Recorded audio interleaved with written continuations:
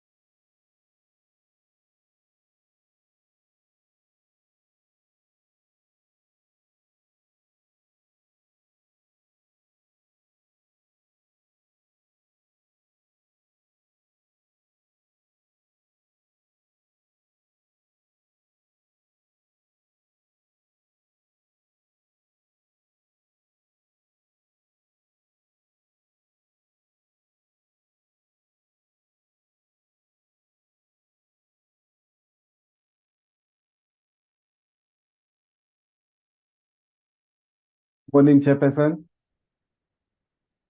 Morning, Mr. Matonsi.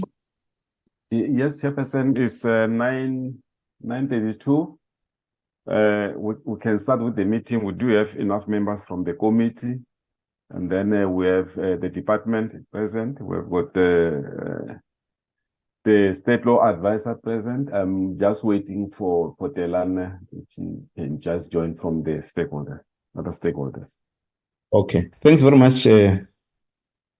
Matonsi, and thanks very much, honorable members. The stakeholders mentioned by Mr. Matonsi, welcome to this meeting. And apologies to start a bit late rather than scheduled time due to the traveling. We are having a sitting today, as you know, that we're also presenting a report. We have requested interacted with the IEC and Mr. Matonsi to give a brief account or just details on the clause that we have deferred for deliberations to this meeting, and so that members are able to deliberate informed by the process that has unfolded since 20 19 in terms of this amendment that both Honorable Pillay and Honorable Mokhale and Honorable Mudisimza have inputted yesterday, but also requested that to defer the matter so that we're able to interact with it and find its background. I will, without waste of time, Mr. Mantonsi, if there's any apology to be noted so that we proceed in the same, then I'll invite the IEC to introduce the subject matter. Mr. Matonzi? Yes, from my side, Chairperson, there's only one apology from Mr. Ross. He said he's traveling. Honorable Ross, I see the hand of Honorable Lekhwase. Thank you very much, Chair, and good morning to all the colleagues on the platform. Chair, I'll be traveling at 10:30, so by then I request to leave the meeting. Okay, any other apology? Can I invite the Independent Electoral Commission if there's any apologies? Good morning, Chairperson. Good morning to the honourable members. We do have an apology from the CEO, but his team is well represented here and headed by the Deputy Chief Electoral Officer, Mr. Shiburi. In addition, we have the apology of our chairperson who is still travelling for the commission, but I am accompanied by Commissioner Mashinini. The other two commissioners are hoping to join us shortly. Thank you. Thank you, Commissioner Love. Thank you very much. Department of Home Affairs.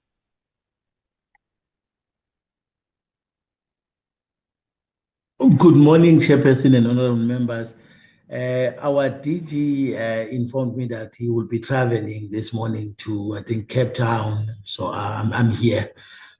Thank you, Chairperson. Thank you. State Law Advisors. Good morning, Chairperson, honorable members, and the commissioners from the IEC. Chairperson, the Oxler is present this morning. On the platform currently is Mr. Theo Hercules and myself, Ms. Sarah Govender. Thank you, Chief. Thank you very much. Legal Services. Good morning, Chairperson. Good morning, honourable members. The CLSO is represented by myself, Talana Ali. Okay, thanks very much, members and colleagues. All apologies noted. I will now invite Mr. Matonzi. Anything before I invite the IEC?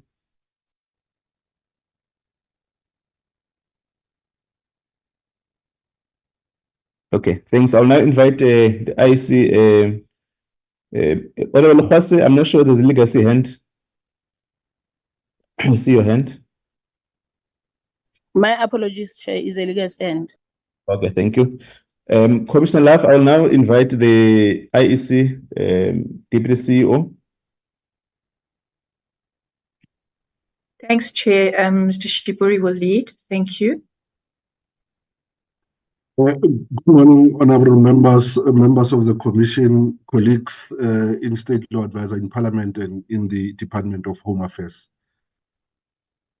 Chair, there are two matters before the Portfolio Committee which implicate the draft as it currently stands, as those are as follows. One from the submitters is why are voters who vote by Section 24 capital A outside of their province only entitled the compensatory ballot? That's the first issue. The second issue is a drafting matter to say we should replace the word or and replace it by the word and we agree to that drafting proposal. However, Chair, we thought that given the feedback and comments from members yesterday, it might just be prudent to take 3 minutes to remind members of the genesis of this amendment. What the clause currently deals with is not an amendment to Section 21 capital A. Section 24 capital A was amended already in 2021, principally to safeguard the outcome of elections. Members would recall that in 2019, there were reports that certain voters were able to vote more times than they were entitled because they would use Section 24A which by then was still available for application at the voting station. So they would vote at their home base station. Somehow they'll be able to remove the indelible ink and go present elsewhere and vote. Faced with that difficulty, the Commission asked the Statistician General to look at the results and make a value judgment whether the voting patterns were such out of sync that Section 24, capital A, would have been a factor in the outcome of that result. We all know that the Statistician General came to the conclusion that there is no evidence that there was multiple voting to an extent that it would have altered the results of those elections. So faced with the difficulties of 2019, in 2021, Parliament amended Section 24, capital A. How do they do that? They stopped it from being available by application at the voting station. Instead, it is only available by pre-notification to the Chief Electoral Officer on a date that will be regulated in the election timetable. In the design of the timetable, we will strike a balance to make the right still meaningful so that its application closes not too early, but it closes at the latest possible opportunity that still allows us to make proper arrangements for the exercise of that right. So this is by way of background. The clause that we're currently dealing with is not involved with whether we amend Section 24, capital A. That section was amended already in 2021. What the current proposals that we proposed for phrasing in the commission, in the committee does, Chair, is to respond to the submission by the submitters. The first one was, why are voters who vote by Section 24, capital A, not entitled the suite of ballot papers? And the answer was dealt with by parliamentary legal, which is very simple, is that the regional seats to the National Assembly.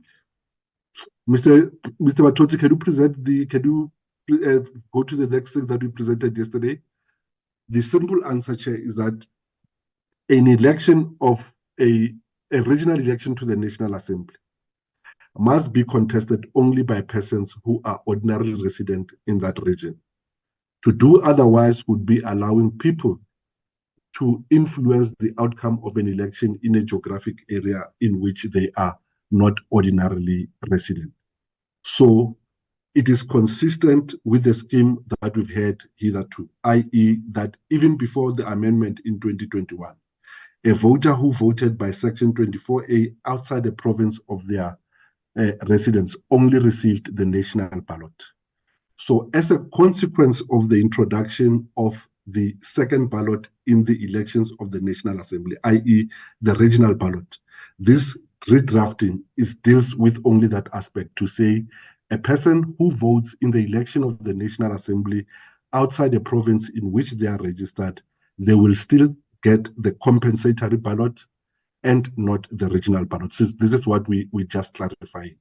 And we agree with the submitter that we should replace the word "or" in the current drafting with the word "and." So in that context, we provide, therefore, we propose the following redrafting to Section 24A, that provided that such voter may only vote in the election for the regional seats in the National Assembly in terms of Schedule 1A, we remove "or" and we replace it with "and" for the provincial legislature, and we remove all the text in bold and replace it by "that specified voting district is situated in a province within which the voter is registered." So this is intended to make it clear that a person who votes by Section 24A outside of the province in which they are not registered, not only do they forfeit their provincial legislature ballot,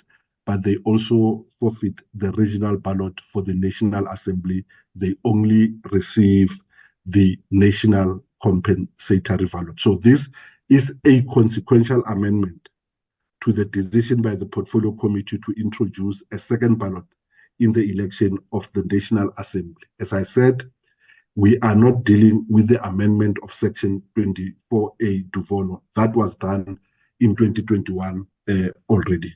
That submits, Chair, the conclusion. That concludes the submission from the Electoral Commission. So, in short, we take the note of the drafting proposals made by submitters. We've incorporated it. 2, we are consequentially amending Section 24A just to make it clear that a person who votes outside of their province will not be entitled the regional ballot for the National Assembly, but rather only the compensatory ballot for the election of the National Assembly. Thank you very much, Chair. Thank you, Mr.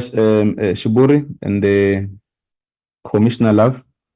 Members, this is a brief clarity which we have requested the IEC to present for purpose of taking a decision on this matter. Is the only matter that this committee is going to interact with today. Can I invite hands for comment on the matter?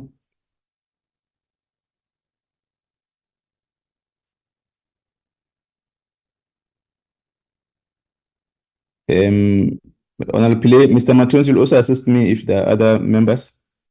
For questions, if members still have questions. Honorable Pillay. Thank you very much, Honorable Chair. Chair, mine is just to seek clarity. Does that mean that if you are voting within the same province, I just want to know what happens then, because I've heard the Commission say that if you are voting outside of a province, you'll be allowed national compensatory. It's always been the case, which is understandable as long as you are registered to vote. It also makes sense that you cannot then be allowed to vote for that particular region. But the clarity is, if I'm in KZN and I'm supposed to vote in Chatsworth, but I vote somewhere else in KZN, which is still within KZN, what is the position there? Thank you.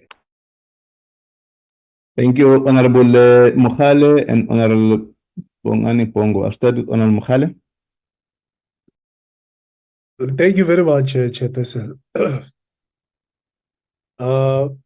First of all, I appreciate the short presentation from Dr. Shiburi. But I just have two things that I just want to ask. Well, I understand the background towards us having this Section 24A.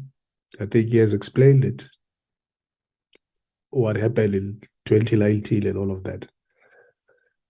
But I noted the comments that he says were made by the statistician general that, you know, the number of people who might have double voted was really, in the grand scheme of things, was inconsequential. I mean, it was minuscule. You know, and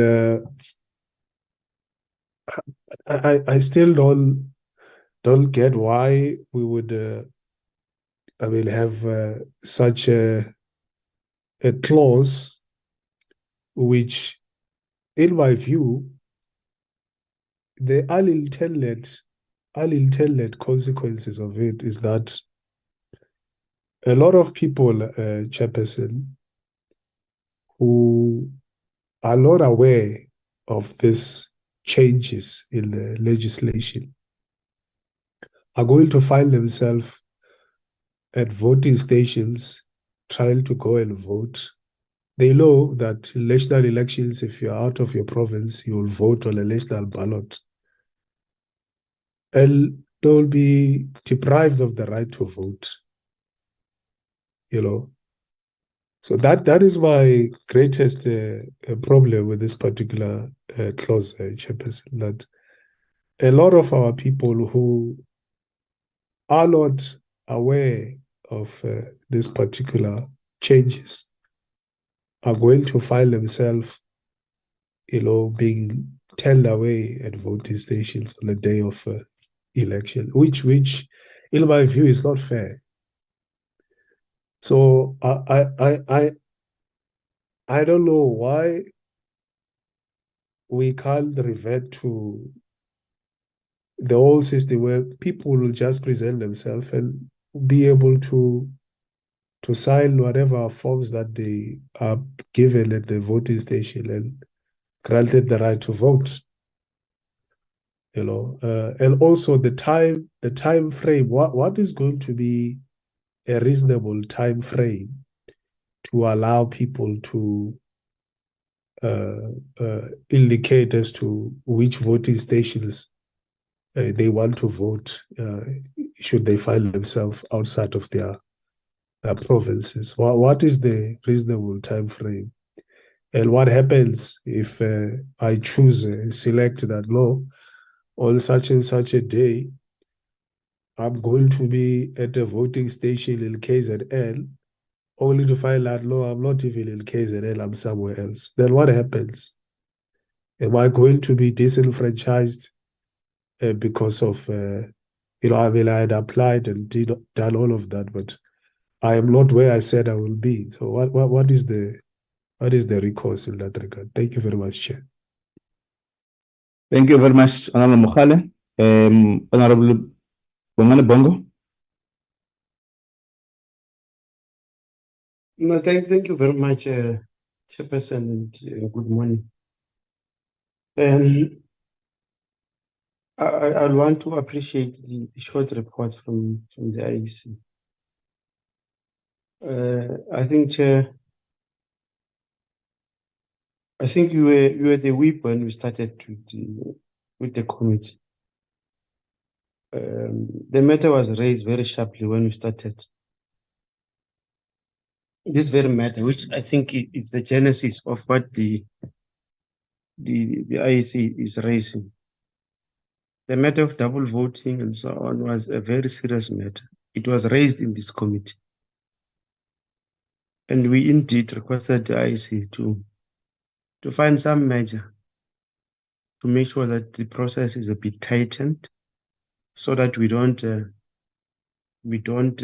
have unintended consequences, because the way the matter was raised, it was like there was a big thing that has happened. And I'm happy that Mr. Shiburi does say that the statistician general did make some comments on this matter. I think it was one of the first matters we dealt with. What we may raise and say that if the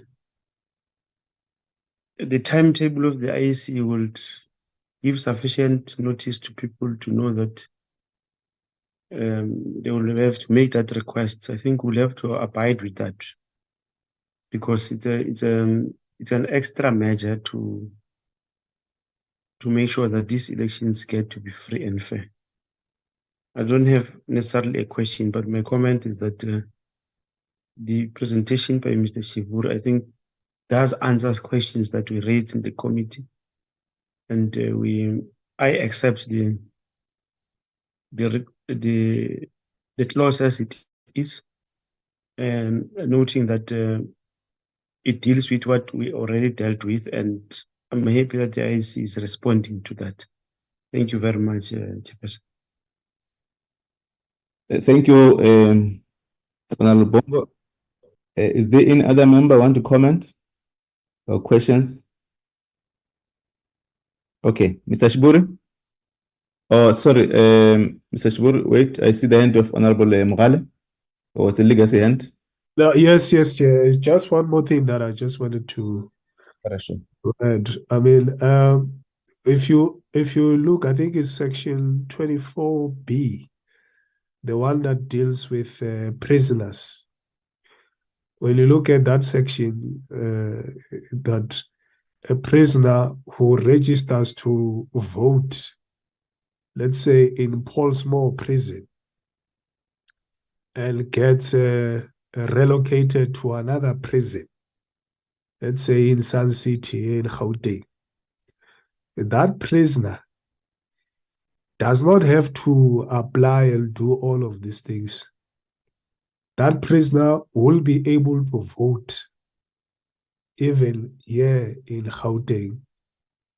So, I mean, you look at it and you look at Section 24A, I mean, compared to how prisoners are being treated, I mean, it's not fair. It's not fair, Chairperson, that we will impose these measures of saying people must apply beforehand so that the IEC knows and all of that. I think we should just find another way of dealing with whatever the IEC wants to deal with, without disenfranchising people unfairly. Thank you. Thank you, Honorable Mkhale. I see the hand of Honorable Kanyile. Thank you, Chairperson, and greetings to everyone. I also appreciate the presentation that we have received from IEC. I just have, I think it's a clarity-seeking question. I understand that when the president announces the date of the election, the registrations of voters ceases immediately. What I'd like to find out is that, considering that now there's changes, that a person can only vote where they will be on the election day, is the IEC maybe going to consider giving people maybe about a week or so, just for those who would know after the date has been announced? Let's say it is the 1st of May, I'm making an example. And then you know that on the 1st of May, I definitely know that I'm not going to be in the area that I reside in. Maybe I have a work meeting in another area. Is the IEC maybe going to consider maybe giving people a certain number of days for them to be able to register appropriately? Thank you. Thank you, honorable members, Commissioner Love and commissioners and the IEC. These are set of the questions which are raised and comments taking account on the last interaction that this matter was brought before the committee. I'm going to allow you, Commissioner Love, or I'll start with Commissioner, with Deputy CEO, Commissioner Shibori, to deal with these clarities. Thank you. Thank you, Chair. The general scheme is worth repeating, and the general scheme is that a person registers and votes in a voting district in a place of ordinary residence. This is true for municipal election. It is true for national and provincial elections. That is the great scheme. Section 24, capital A, was introduced, as I said, as a narrow exception to that rule to facilitate the continued franchise of persons who found themselves unavoidably outside places where they were registered on voting day. However, over time, it has become a mechanism to shop for shorter queues. And if we do not manage it, it imperils the entire preparation for the election, because just by way of example, it means even in a station where you have 1,000 registered voters, you can no longer provide 1,000 ballots. You must provide an indeterminate number of ballots in anticipation of people who come at that station to vote when they are not registered on that segment of the voters' roll. So it makes reconciling of ballots very difficult. It means you flooding the environment with ballot papers that may or may not be properly accounted for, and that creates doubt in the mind of the voting public. The balancing act that we must achieve, Chair, is that the close of application or pre-notification period for Section 24A had be too early, because if it's too early, it means a whole lot of people will be left out because they did not know at that time that they needed to apply by special to apply to give pre-notification. And the point that Honorable Kanyile raises, on proclamation, the voters' roll indeed closes at midnight on that day. However, the pre-notification for Section 24A is a separate process. People don't need to have applied on that day. We will make the date known in the timetable. And Chair, and I think with the leave of the members of the Commission, would appreciate an opportunity to come present the election timetable once it is adopted by the Commission following proclamation, to show on which days those activities need to happen. So pre-notification doesn't have to be done by proclamation. It will be done very close to the election day, so that as many people who by that time know that they will be unavailable at their voting stations can avail themselves of this opportunity. The parallels with prisoners, Chair, is that conceptually and in terms of the Constitution, a person who is incarcerated has their mobility curtailed, so they do not have an option or freedom to register wherever they are ordinarily resident. Their mobility is curtailed, and therefore, because they do not lose the rights of citizenship, special measures must be implemented to ensure that they continue to enjoy franchise. And just to illustrate, both Section 24 capital A and capital B, they have capitals next to them because they were not part of the original schemes. Section 24 capital B was as a consequence of an order of the Constitutional Court relating to the rights of prisoners to vote. So it was not originally in the scheme. It is a determination by the Constitutional Court that to treat prisoners differently from ordinary citizens is unconstitutional. That is why we have the scheme as we have it. Honorable Pillay, your understanding is correct. If you are registered as a voter in the province of KwaZulu-Natal, you are registered in a voting district in Phoenix, but on voting day you'll be in Umbumbulu. If you give notice of your intention to vote and indicate that other voting station at which you will vote, you will still receive the full suite of ballot. You will receive the provincial legislature ballot, the regional ballot for the National Assembly, as well as the compensatory ballot for the National Assembly. But the operative weight being that you must have first pre-notified the Chief Electoral Officer, because since 2021, Section 24A is still available. Section 24 capital A is still available, but not at the level of a voting station. It is available only by pre-notification to the Chief Electoral Officer. The consideration in 2021 was to safeguard electoral outcomes, and so that's why Parliament then decided on the scheme that says don't remove Section 24 capital A in its entirety, limit it so that it is by pre-application, not at the voting station, but at the level of the Chief Electoral Officer, so that people who are aware that they will be away can still continue to enjoy a franchise. Thanks, Chair. With your permission, I'd want to yield to the Vice Chair in case I've missed something. Thank you very much, Deputy Chairperson. Thank you very much, Chair. The one issue, Mr. Shiburi, maybe before I come in, that if you could pick up on, was the question of if somebody applies under the provision or to the CO to be at another voting station, but actually then reverts to their usual place of residence after that application has been accepted. Could you please answer that question? Yes, thanks, VC. If a Maseko who is registered in Jabulani Soweto applies for a special vote because he knows he'll be at the Result Operation Center on voting day, apply to cast a special vote in Pretoria. However, on the day of the election, I don't find myself in Pretoria. I can still vote at my home voting station. The fact that I have given pre-notice doesn't remove my ability to vote at my home voting station. So that ability still remains.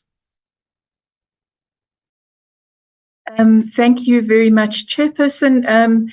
Thank you for the opportunity. There are just a couple of things that I did want to indicate. First of all, the question raised by Honourable Kanyile in relation to the anything happening at the point of announcement of the date. I really think it's important for us in any case conceptually to separate the announcement of the date from the date of proclamation. And as the DCO says, on the date of proclamation at midnight on that day is when registration will close, but then the timetable will be presented, will be approved by the Commission, will be gazetted, and we hope we'll have an opportunity to present.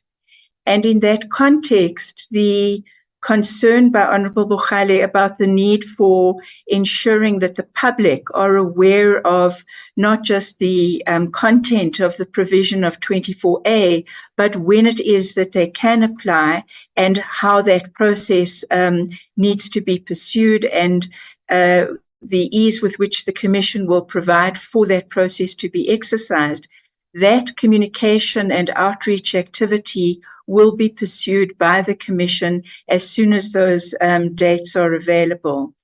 And then a last issue, Chairperson, was really just to say that if we're talking about, aside from the fact that when the Statistician General did the work that he did, the point that was being made was at that time, given the analysis of the events that took place in 2019, to the extent that there could have been, but there was no evidence that there was double voting, it would have been negligible. I think the problem for us is not only the queue shopping issue and the security challenges to the ballot papers that arise from that, but it's also that in reality, if we are to effect a situation that would be aligned with what Honourable Buchale was raising, it would require of us to have a country that had a digital progress that would see quality, always on data access across the country, so that a central voter's roll could be continually reflected on. And I think that that's something we hope is in the not too distant future, but it certainly doesn't exist now, Chair. And I think that that's just something contextually to bear in mind. Thank you, Chairperson. I think we have tried to respond to all the questions. No, thanks very much, Commissioner, and the Deputy CEO and members.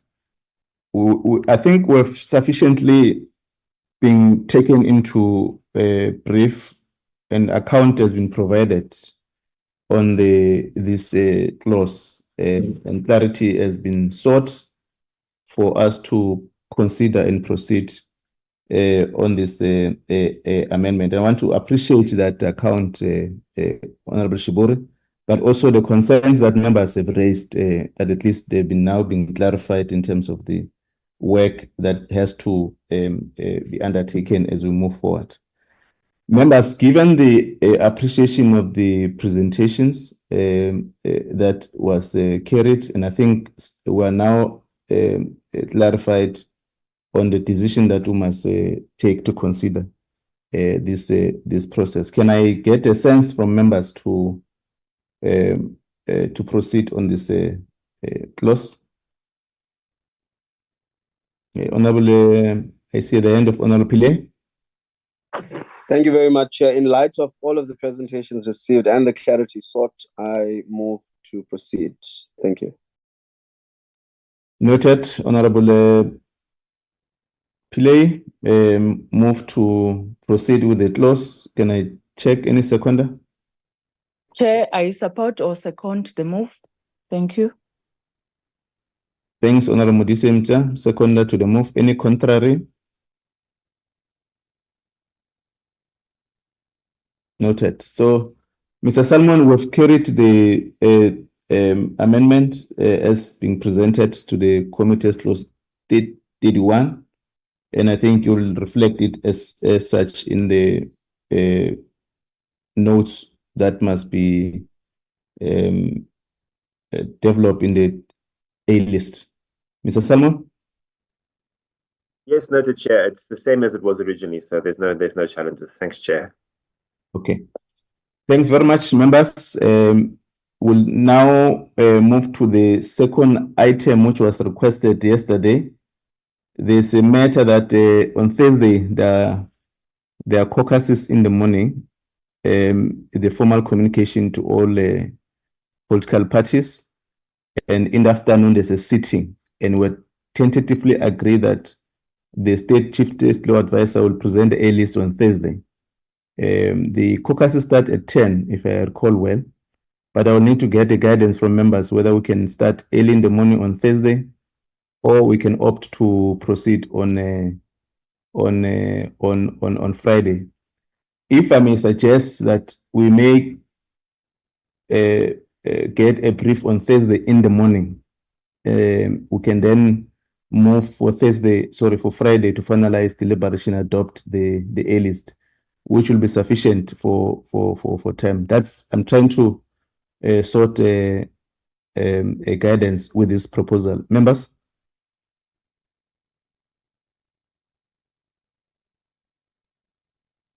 Chairperson.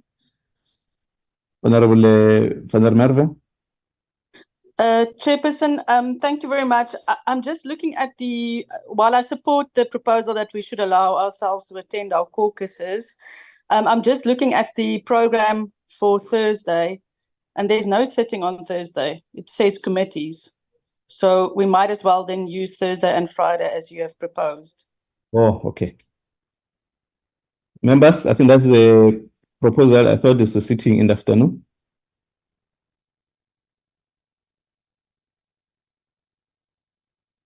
Okay, we'll take it that we'll attend to caucus, and in the afternoon we'll proceed with the committee meeting on Thursday at 2 o'clock. Mr. Matonsi, is that, and I think we're scheduled on Thursday, Mr. Matonsi. No, okay, we were scheduled for Friday, so I have to apply for Thursday again in the afternoon then. Yeah, thanks very much. Chief State Law Advisor, that will be sufficient? Yes, Chairperson. That is fine. Thursday is fine at 2 p.m. Okay. Thanks, members, and thanks also for this short brief, and appreciate the views expressed. We'll then convene on Thursday at 2 o'clock for the Chief State Law Advisor to brief us on the A list. The meeting stands adjourned. Thanks, Chair. Bye. Thank you, Chair. Thank you, Chair.